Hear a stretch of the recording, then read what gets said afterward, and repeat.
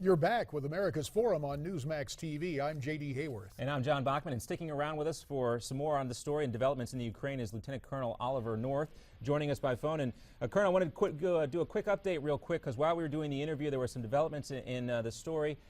Russia's Foreign Minister Sergei Lavrov says that top diplomats have adopted sort of a roadmap here. Part of the process, some other sources are reporting that Russian illegal military installations, these folks who have taken over government buildings in Ukraine, have been ordered to leave, and those buildings have been ordered to be returned to the proper owners.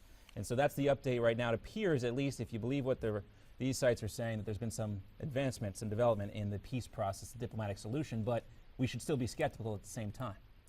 Colonel North, you said that there might be a, quote, diplomatic solution, and no sooner do you say that than we see the dispatch coming from this gathering.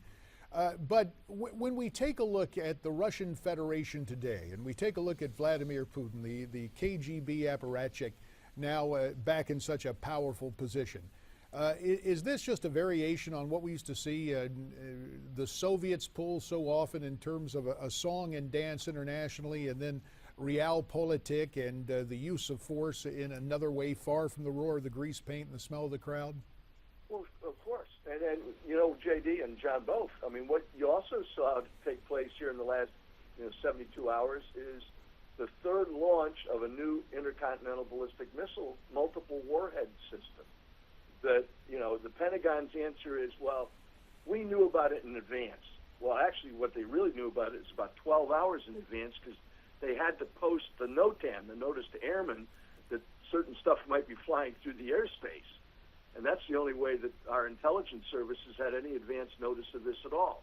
The second observation came out of one of the analysis looking at the trajectory of what came out of the end of it, the multiple warheads, is they, quote, don't appear to be that accurate. Now, let's just assume for a moment that they really care whether they hit Bayonne or Boston, because they really don't. But the fact that they're testing this in the midst of this crisis, and it really is a crisis, particularly for Europe, the decision by NATO to deploy military forces and exercises along the, quote, NATO border means absolutely nothing if you're an official in Kiev. If you're a Ukrainian government official, that's no help whatsoever.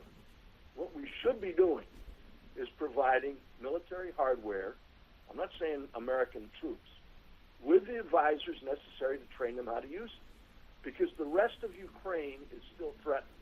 And the further west you go in Ukraine, the fewer Russians there really are. Second, what Putin is doing is intimidating the West because of lack of leadership in Washington. The rest of Europe is not going to go blithely along on their own direction on this because they're too tied to the energy that's coming out of Russia.